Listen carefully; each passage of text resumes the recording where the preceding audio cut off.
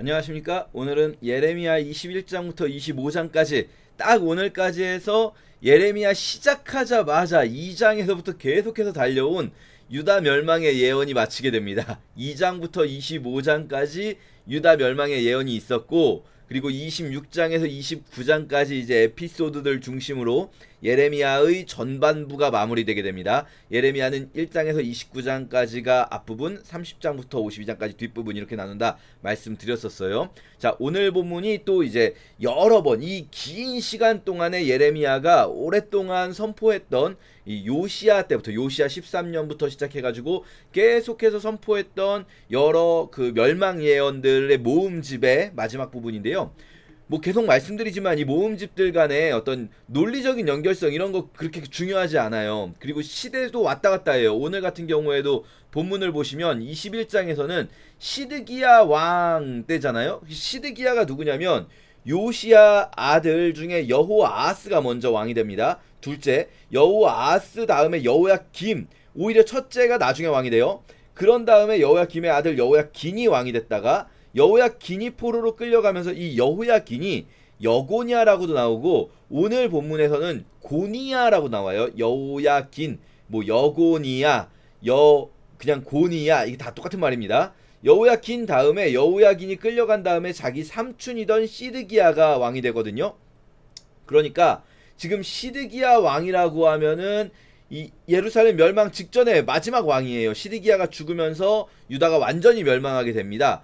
그러면 시드기야 때니까 이제 시간이 완전히 뒤로 다 끝났네 싶은데, 다시 예를 들면 24장에서는 여호야김의 아들 여고냐가 끌려갈 때가 얘기가 나오고요. 시드기야 직전이죠.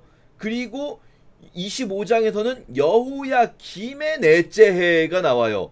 그러니까 이게 지금 시간이 오히려 21장이 오늘 볼 장 중에서는 제일 뒷부분이고요. 시간상으로는.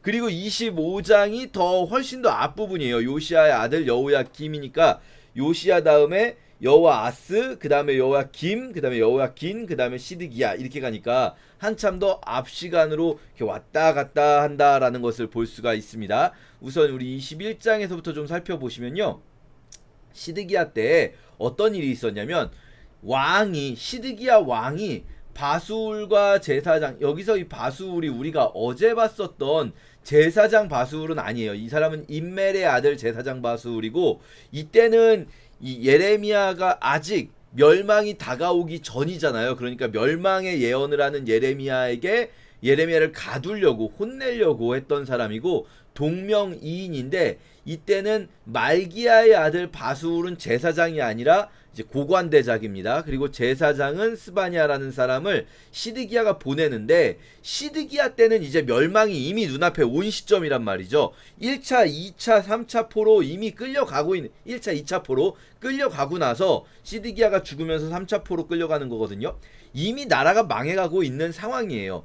그때는 예레미야에게 왕이 왜 보내냐면, 바벨론의 느부갓네살 왕이 우리를 치니까 청하건대 너는 우리를 위하여 여호와께 간구하라.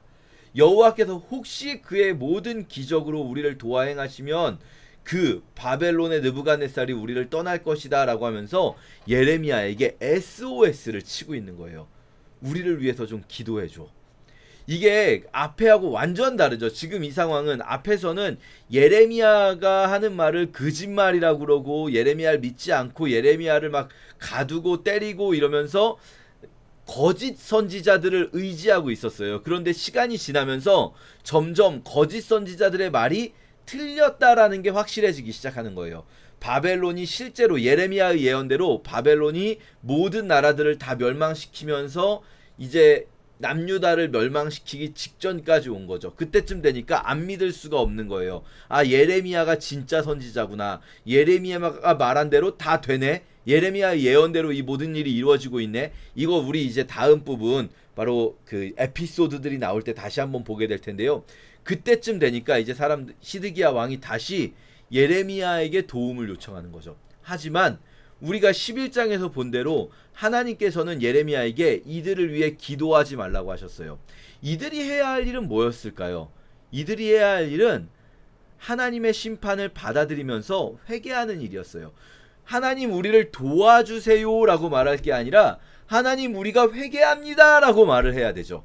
그걸 하나님이 기다리셨죠. 사실 어쩌면 이때라도 혹시라도 뭐 그럼 그러지 않았을 거니까 하나님께서 이미 이제 이들은 깨트릴 수밖에 없다고 말씀하셨지만, 만약에 이들이 시드기야가 지금이라도 우리의 죄가 잘못했습니다, 우리가 이거 잘못했습니다, 우리가 돌이키겠습니다 했으면 그러면 하나님이 도와주셨을지도 몰라요. 그런데 이들은 자기들의 죄에 대한 자복함은 없어요. 그러면서 도와달라고만 하는 거죠. 잘못을 했으면요, 그 잘못을 돌이킬 수 있는 방법은 잘못을 인정해야 돼요. 내가 잘못했다, 내가 이것들을 정확하게 찝어서 잘못했다 그래야 돼요. 그런데요, 이 왕들이, 우리도 뭐 이제 대통령들이나 이렇게 뭔가 명확히 잘못한 게 있을 때 자기가 그거 잘못했다고 안 하죠. 우리가 이제 보면은 자기가 이거를 잘못했다, 내가 솔직히 백성들을, 이 시드기야의 경우에는 우리가 솔직하게 압제했고 우리가 우리의 욕심 채우려고 그런 거고, 우리가 우리의 욕심을 위해서 이들의 어떤 정의를 무너뜨리고 예루살렘에서 불의한 재판을 행하고 불의한 일들을 하고 우상숭배를 했다, 이렇게 말해야 되잖아요. 그런데 우리가 뭐 우리의 현실에서도 많이 보게 되는 게, 높은 사람들일수록 이거 못해요. 이거 못합니다. 뭐라고 합니까? 아, 나는 그런 의도는 없었는데, 나는 정말로 그런 의도가 없이 했는데 어찌됐건 마음을 아프게 했다면 너무 죄송하다, 그건 내 잘못이다. 이거 우리 얼마 전에 들었지 않습니까? 이런 얘기들. 이게 무슨 회개입니까? 이건 회개가 아니에요. 이건 용서할 수 없는 일이에요. 이걸 용서하면 안 되는 거죠. 정확하게 내가 이거는 나의 잘못입니다 라고 하는 게 아니라, 나는 그런 의도는 없었는데, 이 시드기야로 따지자면 나는 이 가난한 자들을 억압하려는 의도도 없었고, 나는 이들에게서 빼앗으려는 의도도 없었고, 나와 함께 있는 제사장들, 이 예루살렘의 권력자들은 우리는 그런 악한 의도는 없었어. 그런데 우리가 한 게, 우리가 좀 거기까지 미처 생각을 못했네. 우리는 악한 의도가 없었지만 우리의 행동이 그렇게 비춰줄 수 있는 것까지는 미처 생각을 못했네.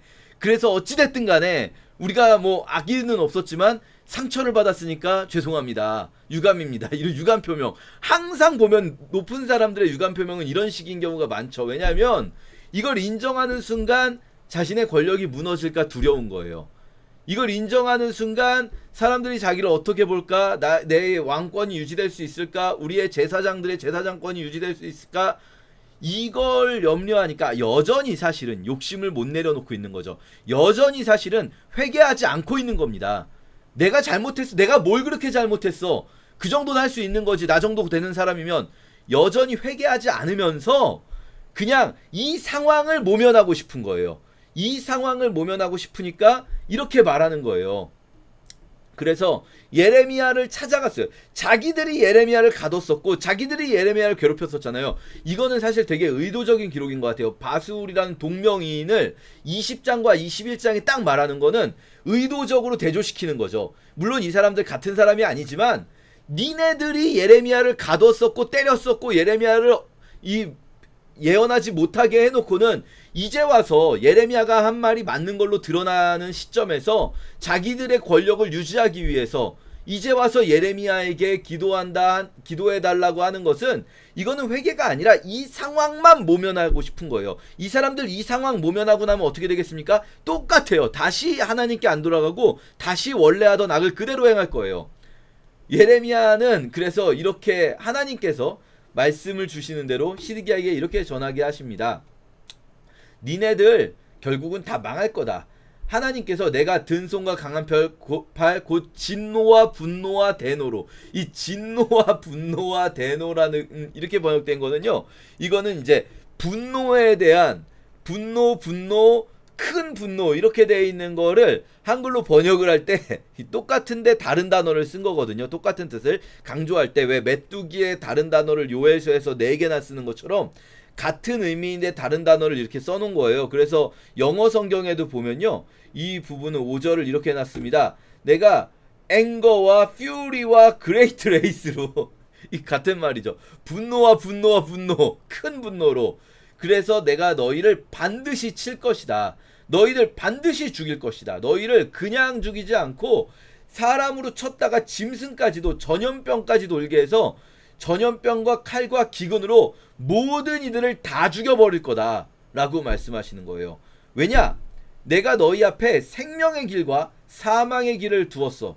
생명의 길은 회개하고 돌이키는 거고, 사망의 길은 그냥 지금 살려고 하는 거예요.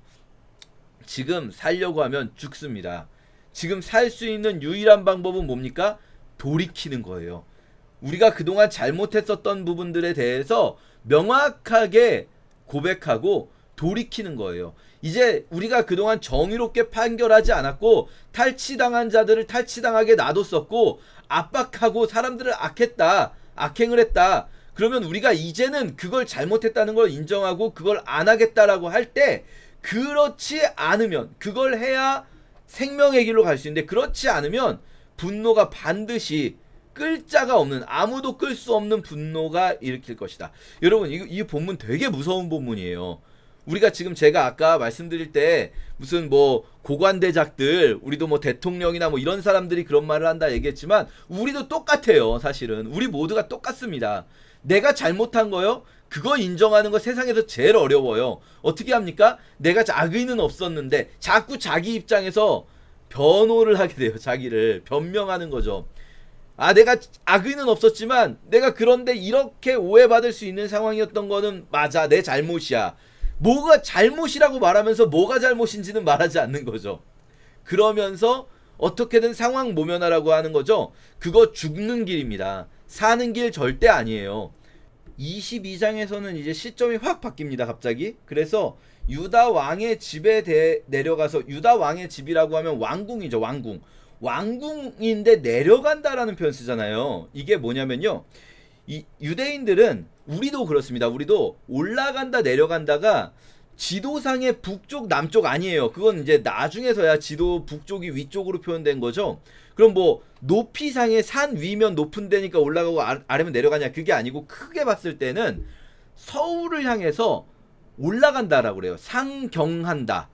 귀향할 때는 하행선. 그러니까 서울에서 멀어지는 방향. 예를 들면 서울보다 어디 뭐 속초, 뭐 고성, 간성 이런 데가 더 위에 있어도 서울에서 고성 방향으로 가는 걸 하행이라고 하고, 돌아오는 걸 서울 방향을 상행이라고 하죠.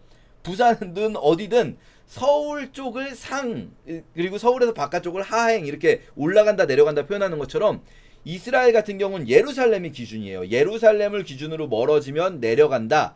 그리고 예루살렘 쪽으로 오는 걸 올라간다 하는데, 예루살렘 안에서 유다 왕의 집이니까 왕궁이잖아요. 그럼 예루살렘에서 왕궁이 제일 기준이 아닌가? 아닌 거예요. 기준은 어딜까요? 성전이죠. 성전.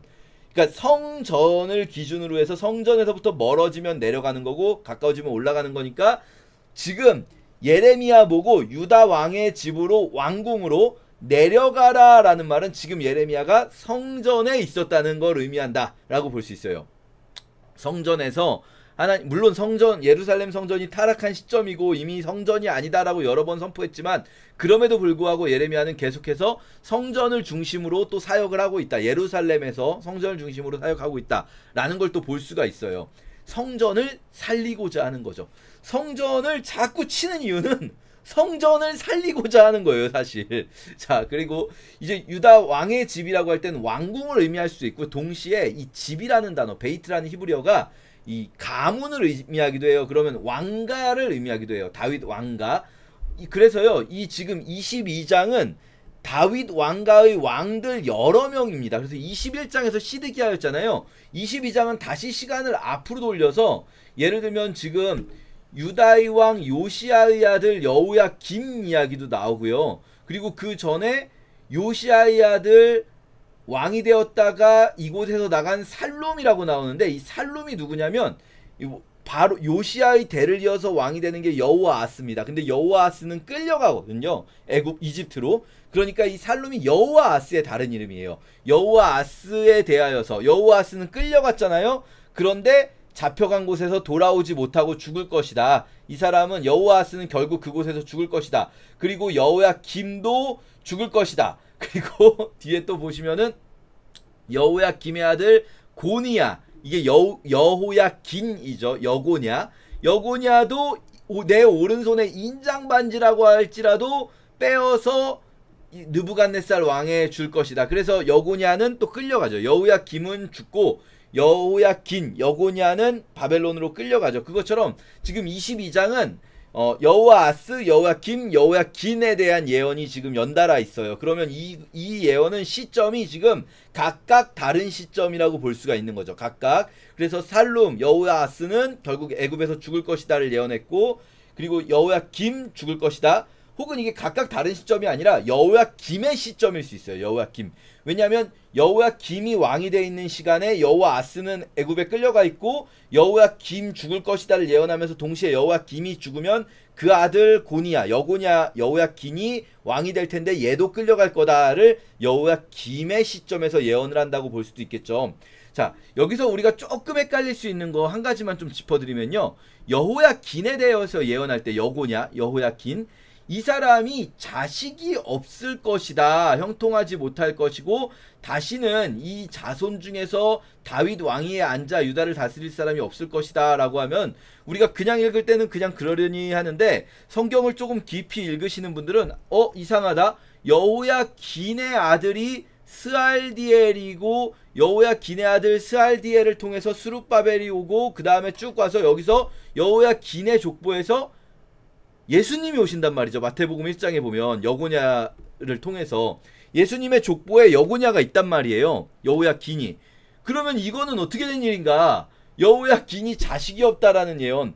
그럼 이 본문을 해석하는 방식이 두 가지가 있어요. 하나는 이 말씀을 하나님께서 철회하셨다. 우리 여러 번 봤잖아요. 멸망 진노도 하나님께서 철회하실 수 있어요. 회개하면. 그래서 여호야긴이 나중에 포로로 끌려갔다가 감옥에서 나와서 바벨론 왕으로부터 에윌무로닥이라는 왕이 여호야긴을 복권시켜주고, 이제 어느 정도 복권시켜주는 장면이 나오는데 열왕기에, 그것처럼 여호야긴이 회개해서 하나님께서 이 예언을 철회하셨다라고 해석하는 분들도 있고요. 그것도 가능성이 있어요. 또 하나의 가능성은 뭐냐면 여호야긴의 아들이 스알디엘이 아니다. 스알디엘이 여호야긴의 친자가 아니다라고 보는 거죠. 그게 예를 들면 마태복음 1장에서 보시면요, 여러분, 요셉의 이 뭐랄까요, 위로 올라가면 족보가 스룹바벨은 스알디엘 아들이고 스알디엘은 여고냐, 바벨론에 잡혀간 고니야라고 우리가 아까 읽었던 여호야긴의 아들이잖아요. 여호야긴의 아들이 스알디엘. 그런데 우리가 예수님의 족보가 마태복음 1장에도 있지만 누가복음 3장에도 예수님의 족보가 있거든요. 근데 누가복음 3장하고 마태복음 1장의 족보가 달라요. 마태복음에서는 스룹바벨 위에 스알디엘 위에 스알디엘이 아버지가 여고니아로 나왔잖아요. 그런데 여기 보세요. 이 누가복음 3장에서는 스룹바벨의 아버지가 스알디엘의 아버지가 넬이라고 나와요. 그러면서 스룹바벨 스알디엘까지 여기만 딱 그 마태복음 족보하고 겹쳤다가 스알디엘 위에서부터 족보가 달라요. 족보가 완전히 다르다가 그러면은 누가복음에서는 예수님이 다윗의 자손이 아닌가요? 아니요. 쭉 다 이 부분 다 다르다가 어디로 가냐면 다윗에서 다시 합쳐져요. 족보가. 그리고 다윗 위로는 똑같아요. 마태복음하고 누가복음이 다윗 위로는 똑같아요. 그런데 다윗 다음에 누구냐면 나단이 나오거든요. 나단.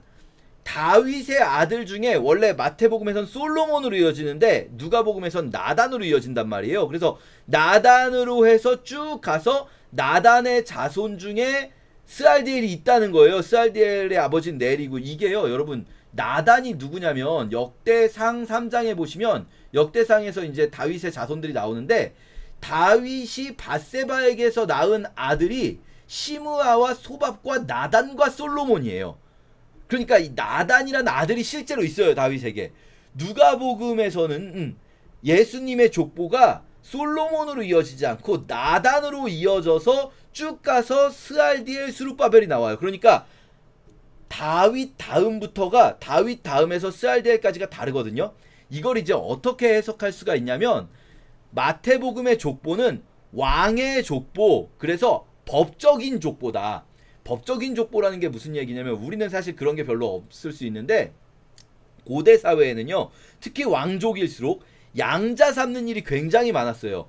자기가 아들이 없으면 친족 중에서 아들을 데리고 와서 양자로 삼아서 이 사람에게 왕위가 계승되게 합니다. 이거 우리나라하고는 조금 달라요. 우리나라는 굳이 양자 안 삼더라도 얘도 어차피 다윗의 자손 그 친족이니까, 다윗의 혈통이니까 얘 굳이 양자 안 삼아도 왕으로 삼을 수가 있는데, 이 고대 근동뿐 아니라 서양에선, 로마에도 그런 일이 굉장히 많습니다. 로마에서도 같은 혈통이더라도, 왕족 혈통이더라도 기왕이면 내 양자로 삼아요. 내 양자로 삼아서 왕위를 계승하게 하는 거예요. 이런 일들이 생각보다 굉장히 많습니다. 로마 황제들의 계보에서도.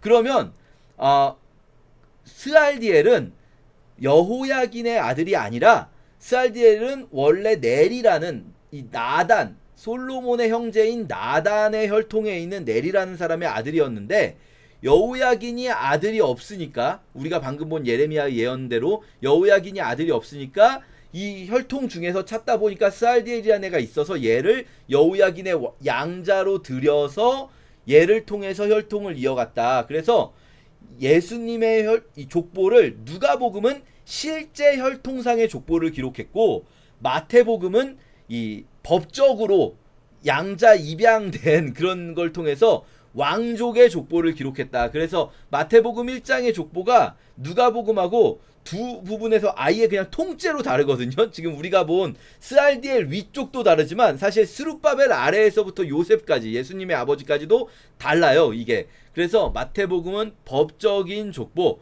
누가복음은 혈통적인 족보다 라고 해석하시는 분들도 있어요. 그게 이제 우리가 보는 예레미야서의 이 말씀을 어떻게 해석할 것인가, 예레미야서 22장의 이 마지막 말씀, 여호야긴이 자식이 없겠다, 이 말씀을 어떻게 해석할 것인가에 따라서 마태복음과 누가복음 족보를 어떻게 볼 것인지가 좀 달라진다 라는 것 보여드리고요. 이제 23장에서는 아주 중요한 메시아 예언이 나옵니다. 메시아 예언.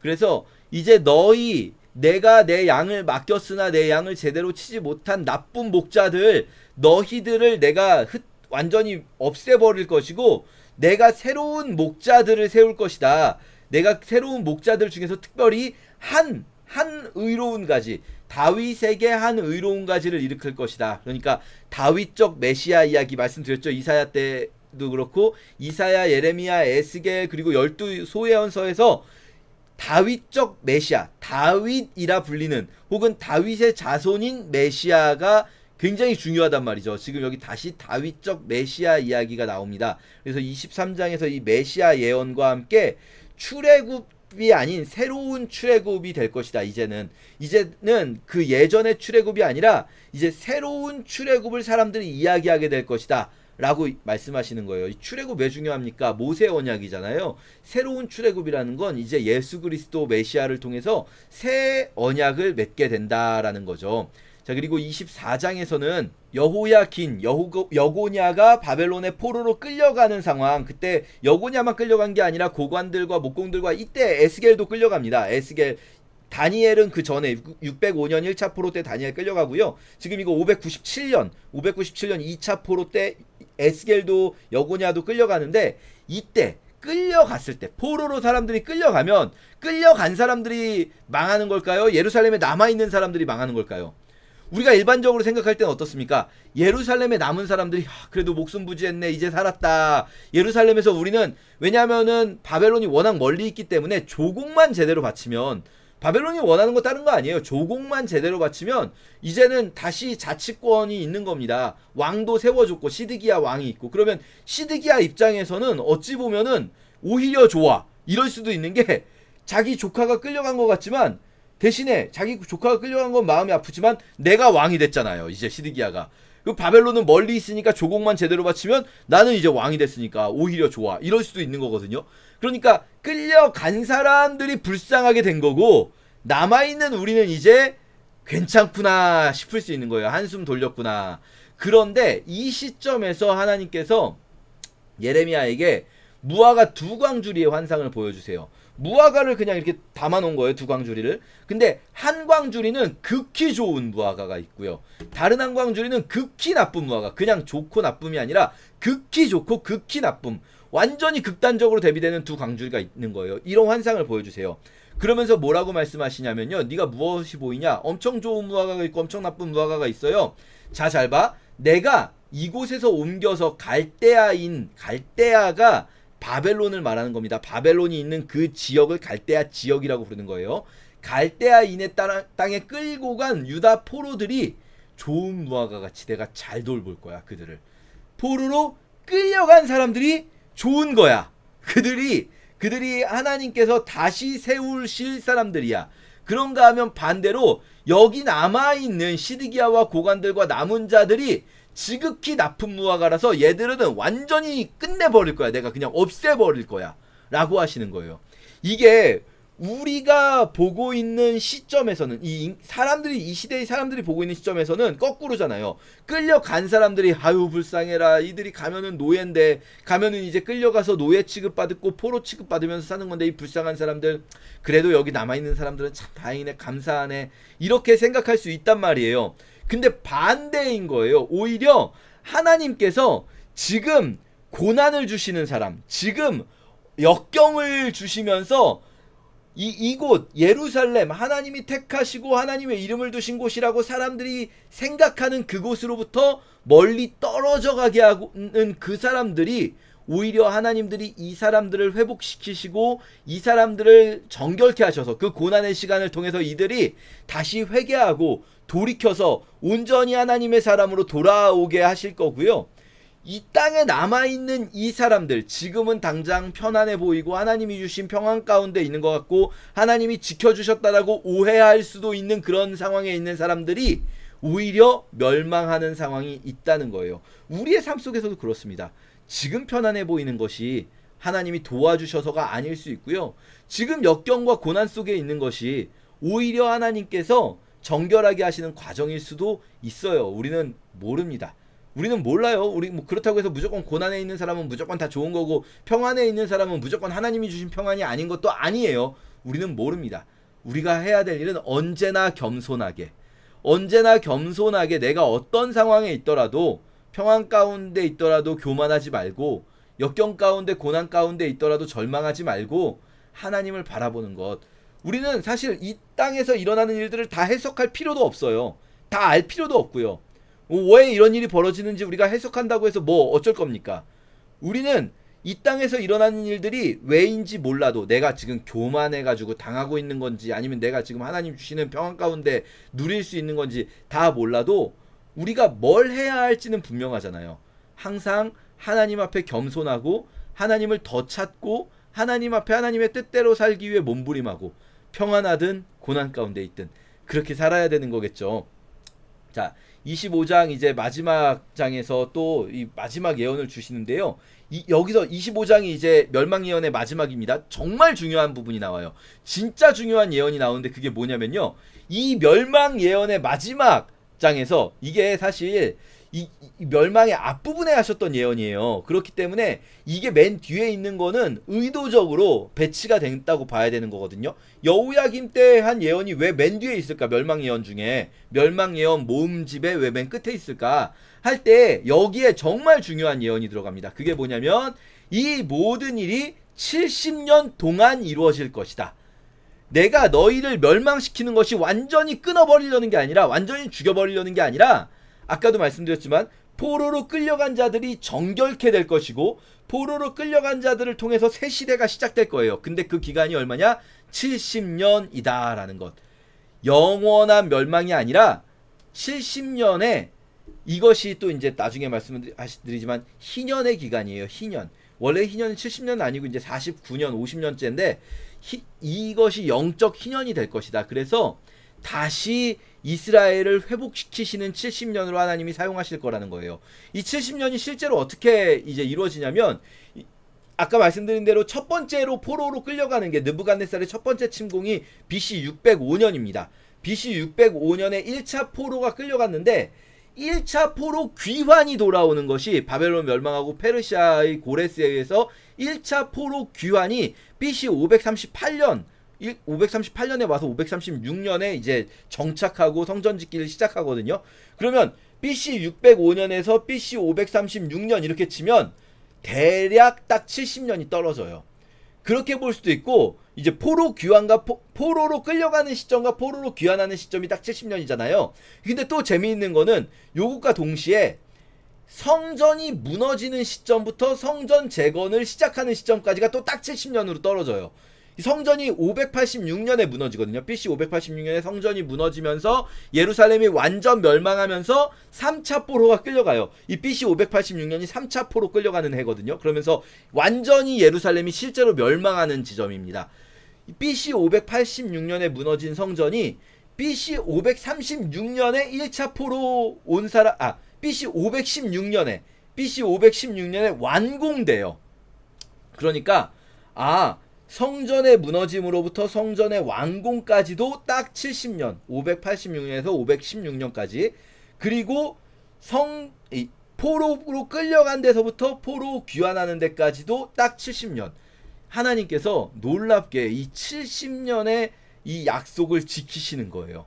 사실 이 예레미야의 시점에서는 모르는 거거든요. 70년이 도대체 어떻게 지켜질지 예레미야는 모르는데, 그런데 하나님께서는 이 약속을 정확히 지키십니다.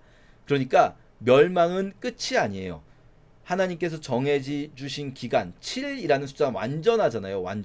완전한 하나님의 다루심이 지난 후에는 하나님께서 다시 분명히 세워주신다. 우리 이런 믿음 가지고 25장까지 멸망 예언 끝까지 함께 읽겠습니다. 제21장.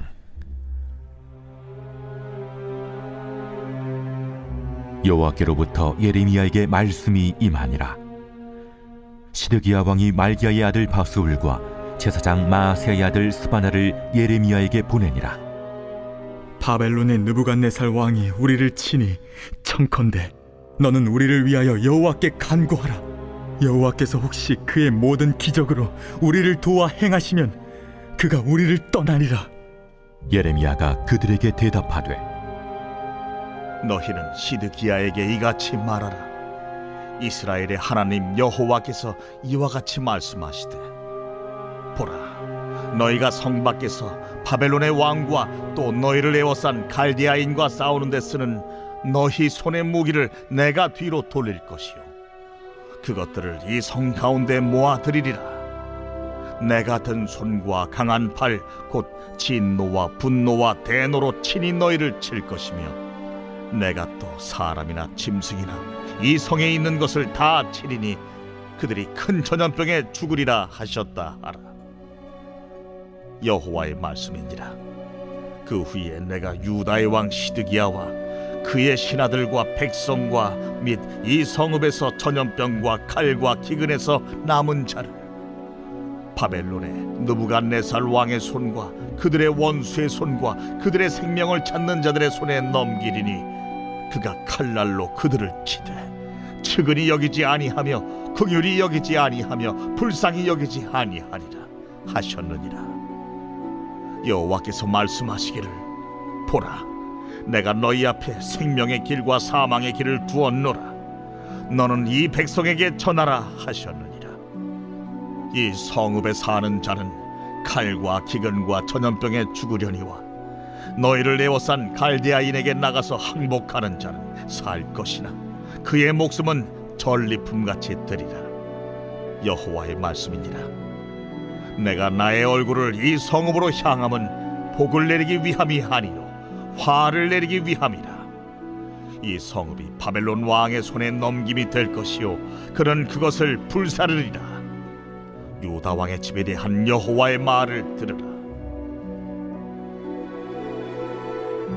여호와께서 이와 같이 말씀하시니라. 다윗의 집이여, 너는 아침마다 정의롭게 판결하여 탈취당한 자를 압박자의 손에서 건지라. 그리하지 아니하면 너희의 악행 때문에 내 분노가 불같이 일어나서 사르리니 능히 끌 자가 없으리라. 여호와의 말씀이니라. 골짜기와 평원 바위의 주민아, 보라, 너희가 말하기를 누가 내려와서 우리를 치리요, 누가 우리의 거처에 들어오리요 하거니와, 나는 내 대적이라. 내가 너희 행위대로 너희를 벌할 것이요, 내가 또 수풀에 불을 놓아 그 모든 주위를 사르리라. 여호와의 말씀이니라. 제22장. 여호와께서 이와 같이 말씀하시되 너는 유다 왕의 집에 내려가서 거기에서 이 말을 선언하여 이르기를 다윗의 왕위에 앉은 유다 왕이 너와 네 신하와 이 문들로 들어오는 네 백성은 여호와의 말씀을 들을지니라. 여호와께서 이와 같이 말씀하시되 너희가 정의와 공의를 행하여 탈취당한 자를 압박하는 자의 손에서 건지고 이방인과 고아와 과부를 압제하거나 학대하지 말며 이곳에서 무죄한 피를 흘리지 말라. 너희가 참으로 이 말을 준행하면 다윗의 왕위에 앉을 왕들과 신하들과 백성이 병거와 말을 타고 이 집문으로 들어오게 되리라. 그러나 너희가 이 말을 듣지 아니하면 내가 나를 두고 맹세하노니 이 집이 황폐하리라. 여호와의 말씀이니라. 여호와께서 유다 왕의 집에 대하여 이와 같이 말씀하시니라. 내가 내게 길르앗 같고 레바논의 머리이나 내가 반드시 너로 광야와 주민이 없는 성읍을 만들 것이라. 내가 너를 파멸할 자를 준비하리니 그들이 각기 손에 무기를 가지고 네 아름다운 백향목을 찍어 불에 던지리라. 여러 민족들이 이 성읍으로 지나가며 서로 말하기를 여호와가 이 큰 성읍에 이같이 행함은 어찌 됨인고 하겠고 그들이 대답하기는 이는 그들이 자기 하나님 여호와의 언약을 버리고 다른 신들에게 절하고 그를 섬긴 까닭이라 하셨다 할지니라. 너희는 죽은 자를 위하여 울지 말며 그를 위하여 애통하지 말고 잡혀간 자를 위하여 슬피 울라. 그는 다시 돌아와 그 고국을 보지 못할 것임이라. 여호와께서 유다 왕 요시아의 아들 곧 그의 아버지 요시아를 이어 왕이 되었다가 이곳에서 나간 살룸에 대하여 이와 같이 말씀하시니라. 그가 이곳으로 다시 돌아오지 못하고 잡혀간 곳에서 그가 거기서 죽으리니 이 땅을 다시 보지 못하리라. 불의로 그 집을 세우며 부정하게 그 다락방을 지으며 자기의 이웃을 고용하고 그의 품삯을 주지 아니하는 자에게 화 있을진저. 그가 이르기를 내가 나를 위하여 큰 집과 넓은 다락방을 지으리라 하고 자기를 위하여 창문을 만들고 그것에 백향목으로 입히고 붉은 빛으로 칠하도다. 내가 백향목을 많이 사용하여 왕이 될 수 있겠느냐? 내 아버지가 먹거나 마시지 아니하였으며 정의와 공의를 행하지 아니하였느냐? 그때에 그가 형통하였었느니라. 그는 가난한 자와 궁핍한 자를 변호하고 형통하였나니 이것이 나를 알미하느냐? 여호와의 말씀이니라. 그러나 내 두 눈과 마음은 탐욕과 무죄한 피를 흘림과 압박과 포악을 행하려 할 뿐이니라. 그러므로 여호와께서 유다의 왕 요시아의 아들 여호야김에게 대하여 이와 같이 말씀하시니라. 무리가 그를 위하여 슬프다 내 형제여, 슬프다 내 자매여 하며 통곡하지 아니할 것이며 그를 위하여 슬프다 주여 슬프다 그 영광이여 하며 통곡하지도 아니할 것이라. 그가 끌려 예루살렘 문 밖에 던져지고 나귀같이 매장함을 당하리라. 너는 레바논에 올라 외치며 바산에서 내 소리를 높이며 아바림에서 외치라. 이는 너를 사랑하는 자가 다 멸망하였음이라. 내가 평안할 때 내가 네게 말하였으나 네 말이 나는 듣지 아니하리라 하였나니 네가 어려서부터 내 목소리를 청종하지 아니함이 네 습관이라. 네 목자들은 다 바람에 삼켜질 것이요 너를 사랑하는 자들은 사로잡혀 가리니 그때 내가 반드시 네 모든 악 때문에 수치와 욕을 당하리라. 레바논에 살면서 백향목에 깃들이는 자여, 여인이 해산하는 고통 같은 고통이 내게 임할 때에 너의 가련함이 얼마나 심하랴. 여호와의 말씀이니라.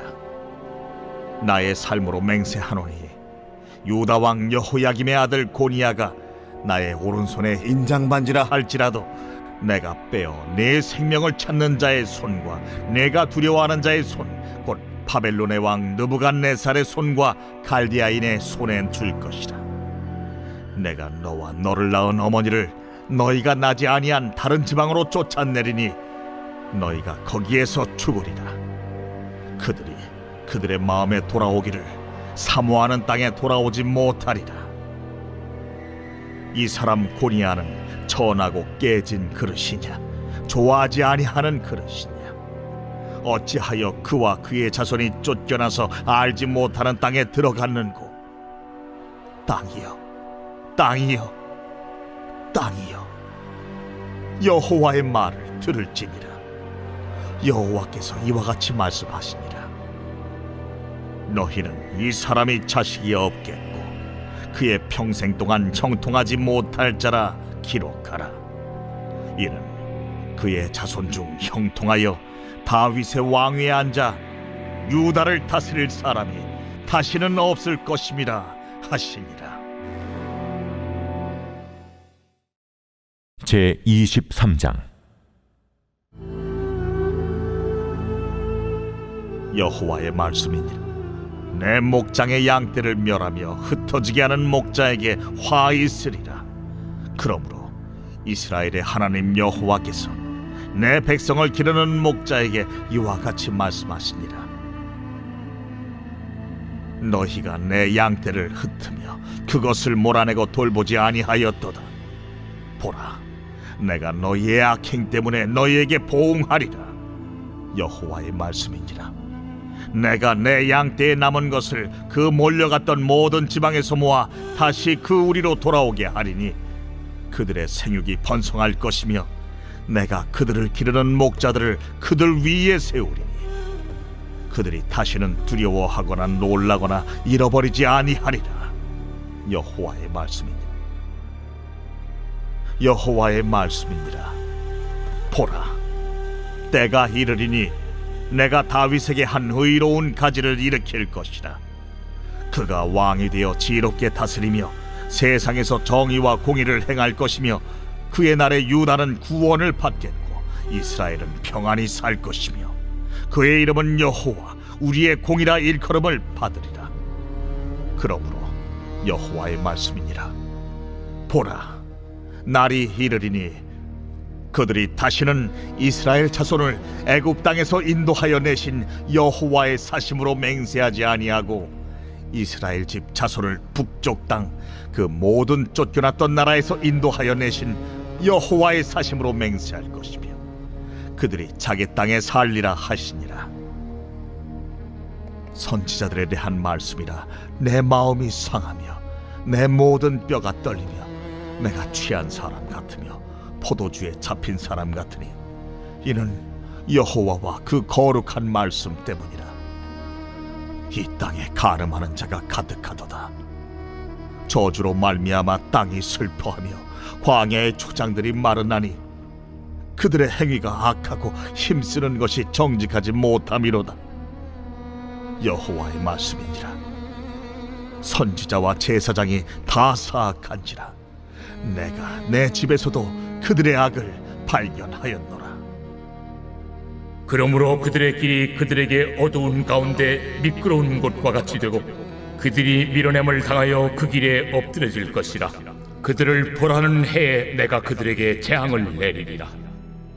내가 사마리아 선지자들 가운데 우매함을 보았나니 그들은 바알을 의지하고 예언하여 내 백성 이스라엘을 그릇되게 하였고 내가 예루살렘 선지자들 가운데도 가증한 일을 보았나니 그들은 간음을 행하며 거짓을 말하며 악을 행하는 자의 손을 강하게 하여 사람으로 그 악에서 돌이킴이 없게 하였은즉 그들은 다 내 앞에서 소돔과 다름이 없고 그 주민은 고모라와 다름이 없느니라. 그러므로 만군의 여호와께서 선지자에 대하여 이와 같이 말씀하시니라. 보라, 내가 그들에게 쑥을 먹이며 독한 물을 마시게 하리니 이는 사악이 예루살렘 선지자들로부터 나와서 온 땅에 퍼짐이라 하시니라. 만군의 여호와께서 이와 같이 말씀하시되 너희에게 예언하는 선지자들의 말을 듣지 말라. 그들은 너희에게 헛된 것을 가르치나니 그들이 말한 묵시는 자기 마음으로 말미암은 것이요 여호와의 입에서 나온 것이 아니니라. 항상 그들이 나를 멸시하는 자에게 이르기를 너희가 평안하리라 여호와의 말씀이니라 하며 또 자기 마음이 완악한 대로 행하는 모든 사람에게 이르기를 재앙이 너희에게 임하지 아니하리라 하였느니라. 누가 여호와의 회의에 참여하여 그 말을 알아들었으며 누가 귀를 기울여 그 말을 들었느냐. 보라, 여호와의 노여움이 일어나 폭풍과 회오리 바람처럼 악인의 머리를 칠 것이라. 여호와의 진노가 내 마음에 뜻하는 바를 행하여 이루기까지는 그치지 아니하나니 너희가 끝날에 그것을 완전히 깨달으리라. 이 선지자들은 내가 보내지 아니하였어도 다름질하며 내가 그들에게 이르지 아니하였어도 예언하였은즉 그들이 만일 나의 회의에 참여하였더라면 내 백성에게 내 말을 들려서 그들을 악한 길과 악한 행위에서 돌이키게 하였으리라. 여호와의 말씀이니라. 나는 가까운 데에 있는 하나님이요 먼 데에 있는 하나님은 아니냐. 여호와의 말씀이니라. 사람이 내게 보이지 아니하려고 누가 자신을 은밀한 곳에 숨길 수 있겠느냐. 여호와가 말하노라. 나는 천지에 충만하지 아니하냐. 내 이름으로 거짓을 예언하는 선지자들의 말에 내가 꿈을 꾸었다고 말하는 것을 내가 들었노라. 거짓을 예언하는 선지자들이 언제까지 이 마음을 품겠느냐. 그들은 그 마음에 간교한 것을 예언하느니라. 그들이 서로 꿈꾼 것을 말하니 그 생각인즉 그들의 조상들이 바알로 말미암아 내 이름을 잊어버린 것 같이 내 백성으로 내 이름을 잊게 하려 함이로다. 여호와의 말씀이니라. 꿈을 꾼 선지자는 꿈을 말할 것이요 내 말을 받은 자는 성실함으로 내 말을 말할 것이라. 겨가 어찌 알곡과 같겠느냐. 여호와의 말씀이니라. 내 말이 불같지 아니하냐. 바위를 쳐서 부스러뜨리는 방망이 같지 아니하냐. 여호와의 말씀이라. 그러므로 보라, 서로 내 말을 도둑질하는 선지자들을 내가 치리라. 여호와의 말씀이니라. 보라, 그들이 혀를 놀려 여호와가 말씀하셨다 하는 선지자들을 내가 치리라. 여호와의 말씀이니라. 보라, 거짓 꿈을 예언하여 이르며 거짓과 헛된 자만으로 내 백성을 미혹하게 하는 자를 내가 치리라. 내가 그들을 보내지 아니하였으며 명령하지 아니하였나니 그들은 이 백성에게 아무 유익이 없느니라. 여호와의 말씀이니라. 이 백성이나 선지자나 제사장이 내게 물어 이르기를 여호와의 엄중한 말씀이 무엇인가 묻거든 너는 그들에게 대답하기를 엄중한 말씀이 무엇이냐 묻느냐. 여호와의 말씀에 내가 너희를 버리리라 하셨고 또 여호와의 엄중한 말씀이라 하는 선지자에게나 제사장에게나 백성에게는 내가 그 사람과 그 집안을 벌하리라 하셨다 하고 너희는 서로 이웃과 형제에게 묻기를 여호와께서 무엇이라 응답하셨으며 여호와께서 무엇이라 말씀하셨느냐 하고 다시는 여호와의 엄중한 말씀이라 말하지 말라. 각 사람의 말이 자기에게 중벌이 되리니 이는 너희가 살아계신 하나님 만군의 여호와 우리 하나님의 말씀을 망령되이 사용함이니라 하고 너는 또 선지자에게 말하기를 여호와께서 내게 무엇이라 대답하셨으며 여호와께서 무엇이라 말씀하셨느냐. 너희는 여호와의 엄중한 말씀이라 말하도다.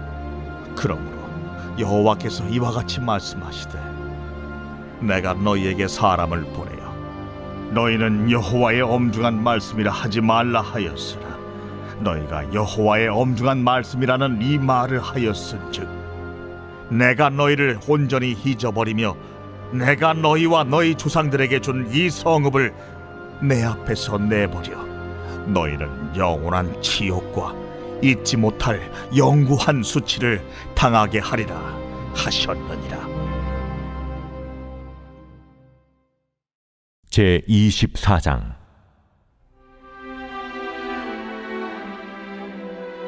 바벨론의 느부갓네살 왕이 유다 왕 여호야김의 아들 여고냐와 유다 고관들과 목공들과 철공들을 예루살렘에서 바벨론으로 옮긴 후에 여호와께서 여호와의 성전 앞에 놓인 무화과 두 광주리를 내게 보이셨는데, 한 광주리에는 처음 익은 듯한 극히 좋은 무화과가 있고, 한 광주리에는 나빠서 먹을 수 없는 극히 나쁜 무화과가 있더라. 여호와께서 내게 이르시되, 예레미야야, 네가 무엇을 보느냐? 내가 대답하되, 무화과이온데 그 좋은 무화과는 극히 좋고 그 나쁜 것은 아주 나빠서 먹을 수 없게 나쁘니이다 하니, 여호와의 말씀이 또 내게 임하니라. 이스라엘 하나님 여호와께서 이와 같이 말씀하시니라. 내가 이곳에서 옮겨 갈대아인의 땅에 이르게 한 유다 포로를 이 좋은 무화과같이 잘 돌릴 것이라. 내가 그들을 돌아보아 좋게 하여 다시 이 땅으로 인도하여 세우고 헐지 아니하며 심고 뽑지 아니하겠고, 내가 여호와인 줄 아는 마음을 그들에게 주어서 그들이 전심으로 내게 돌아오게 하리니, 그들은 내 백성이 되겠고 나는 그들의 하나님이 되리라. 여호와께서 이와 같이 말씀하시니라. 내가 유다의 왕 시드기야와 그 고관들과 예루살렘의 남은 자로서 이 땅에 남아있는 자와 애굽 땅에 사는 자들을 나빠서 먹을 수 없는 이 나쁜 무화과같이 버리되, 세상 모든 나라 가운데 흩어서 그들에게 환난을 당하게 할 것이며, 또 그들에게 내가 쫓아보낼 모든 곳에서 부끄러움을 당하게 하며 말거리가 되게 하며 조롱과 저주를 받게 할 것이며, 내가 칼과 기근과 전염병을 그들 가운데 보내 그들이 내가 그들과 그들의 조상들에게 준 땅에서 멸절하기까지 이르게 하리라 하시니라. 제 25장. 유다의 왕 요시아의 아들 여호야김 넷째 해, 곧 바벨론의 왕 느부갓네살 원년에 유다의 모든 백성에 관한 말씀이 예레미야에게 임하니라. 선지자 예레미야가 유다의 모든 백성과 예루살렘의 모든 주민에게 말하여 이르되, 유다의 왕 하몬의 아들 요시야 왕 13째 해부터 오늘까지 23년 동안 여호와의 말씀이 내게 임하기로, 내가 너희에게 꾸준히 일렀으나 너희가 순종하지 아니하였느니라. 그러므로 여호와께서 그의 모든 종 선지자를 너희에게 끊임없이 보내셨으나 너희가 순종하지 아니하였으며 귀를 기울여 듣지도 아니하였도다. 그가 이르시기를, 너희는 각자의 악한 길과 악행을 버리고 돌아오라. 그리하면 나 여호와가 너희와 너희 조상들에게 영원부터 영원까지 준 그 땅에 살리라. 너희는 다른 신을 따라다니며 섬기거나 경배하지 말며 너희 손으로 만든 것으로서 나의 노여움을 일으키지 말라. 그리하면 내가 너희를 해하지 아니하리라 하였으나, 너희가 내 말을 순종하지 아니하고 너희 손으로 만든 것으로서 나의 노여움을 일으켜 스스로 해하였느니라. 여호와의 말씀이니라. 그러므로 만군의 여호와께서 이와 같이 말씀하시니라. 너희가 내 말을 듣지 아니하였느니라. 보라, 내가 북쪽 모든 종족과 내 종 바벨론의 왕 느부갓네살을 불러다가 이 땅과 그 주민과 사방 모든 나라를 쳐서 진멸하여 그들을 놀램과 비웃음거리가 되게 하며 땅으로 영원한 폐허가 되게 할 것이라. 여호와의 말씀이니라. 내가 그들 중에서 기뻐하는 소리와 즐거워하는 소리와 신랑의 소리와 신부의 소리와 맷돌 소리와 등불빛이 끊어지게 하리니, 이 모든 땅이 폐허가 되어 놀랄 일이 될 것이며, 이 민족들은 70년 동안 바벨론의 왕을 섬기리라. 70년이 끝나면 내가 바벨론의 왕과 그의 나라와 갈대아인의 땅을 그 죄악으로 말미암아 벌하여 영원히 폐허가 되게 하되, 내가 그 땅을 향하여 선언한 바 곧 예레미야가 모든 민족을 향하여 예언하고 이 책에 기록한 나의 모든 말을 그 땅에 임하게 하리라. 그리하여 여러 민족과 큰 왕들이 그들로 자기들을 섬기게 할 것이나, 나는 그들의 행위와 그들의 손이 행한 대로 갚으리라. 이스라엘의 하나님 여호와께서 이같이 내게 이르시되, 너는 내 손에서 이 진노의 술잔을 받아가지고 내가 너를 보내는 바 그 모든 나라로 하여금 마시게 하라. 그들이 마시고 비틀거리며 미친 듯이 행동하리니 이는 내가 그들 중에 칼을 보냈기 때문이니라 하시기로, 내가 여호와의 손에서 그 잔을 받아서 여호와께서 나를 보내신 바 그 모든 나라로 마시게 하되 예루살렘과 유다 성읍들과 그 왕들과 그 고관들로 마시게 하였더니 그들이 멸망과 놀램과 비웃음과 저주를 당함이 오늘과 같으니라. 또 애굽의 왕 바로와 그의 신하들과 그의 고관들과 그의 모든 백성과 모든 섞여 사는 민족들과 우스 땅의 모든 왕과 블레셋 사람의 땅 모든 왕과 아스글론과 가사와 에그론과 아스돗의 나머지 사람들과 에돔과 모압과 암몬 자손과 두로의 모든 왕과 시돈의 모든 왕과 바다 건너쪽 섬의 왕들과 드단과 데마와 부스와 살적을 깎은 모든 자와 아라비아의 모든 왕과 광야에서 섞여 사는 민족들의 모든 왕과 시무리의 모든 왕과 엘람의 모든 왕과 메대의 모든 왕과 북쪽 원근의 모든 왕과 지면에 있는 세상의 모든 나라로 마시게 하니라. 세상 왕은 그 후에 마시리라. 너는 그들에게 이르기를, 만군의 여호와 이스라엘의 하나님의 말씀에 너희는 내가 너희 가운데 보내는 칼 앞에서 마시며 취하여 토하고 엎드러져 다시는 일어나지 말아라 하셨느니라. 그들이 만일 네 손에서 잔을 받아 마시기를 거절하거든 너는 그들에게 이르기를, 만군의 여호와께서 말씀하시기를 너희가 반드시 마셔야 하리라.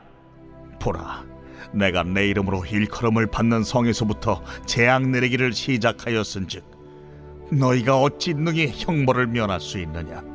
면하지 못하리니 이는 내가 칼을 불러 세상의 모든 주민을 칠 것임이라 하셨다 하라. 만군의 여호와의 말씀이니라. 그러므로 너는 그들에게 이 모든 말로 예언하여 이르기를, 여호와께서 높은 데서 포효하시고 그의 거룩한 처소에서 소리를 내시며 그의 초장을 향하여 크게 부르시고 세상 모든 주민에 대하여 포도 밟는 자같이 흥겹게 노래하시리라. 요란한 소리가 땅끝까지 이르면 여호와께서 문민족과 다투시며 모든 육체를 심판하시며 악인을 칼에 내어 주셨습니다. 여호와의 말씀이니라. 만군의 여호와께서 이와 같이 말씀하시니라. 보라, 재앙이 나서 나라에서 나라에 미칠 것이며 큰 바람이 땅 끝에서 일어날 것이라. 그날에 여호와에게 죽임을 당한 자가 땅 이 끝에서 땅 저 끝에 미칠 것이나 그들을 위하여 애국하는 자도 없고 시신을 거두어 주는 자도 없고 매장하여 주는 자도 없으리니 그들은 지면에서 분토가 되리로다. 너희 목자들아 외쳐 애곡하라. 너희 양떼의 인도자들아 잿더미에서 뒹굴라. 이는 너희가 도살당할 날과 흩음을 당할 기한이 찼음인즉 너희가 귀한 그릇이 떨어짐같이 될 것이라. 목자들은 도망할 수 없겠고 양떼의 인도자들은 도주할 수 없으리로다. 목자들이 부르짖는 소리와 양떼의 인도자들이 애국하는 소리여 여호와가 그들의 초장을 황폐하게 함이로다. 평화로운 목장들이 여호와의 진노하시는 열기 앞에서 적막하게 되리라. 그가 젊은 사자같이 그 굴에서 나오셨으니 그 호통치시는 분의 분노와 그의 극렬한 진노로 말미암아 그들의 땅이 폐허가 되리로다 하시니라.